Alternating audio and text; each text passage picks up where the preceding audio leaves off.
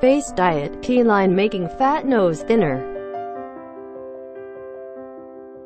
Use your thumb and index finger to cut around the nose wings. Repeat 5 times.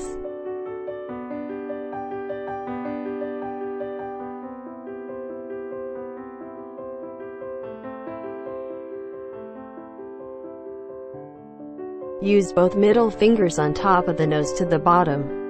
Put the weight on the hand to feel like squeezing gently. Repeat 3 times.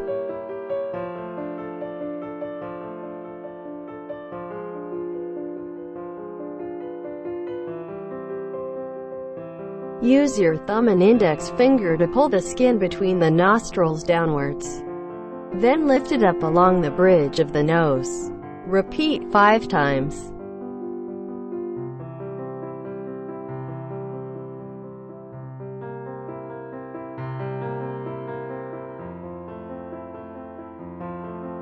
Use your thumb and index finger to apply the wing nose skin from bottom to top. Repeat 10 times.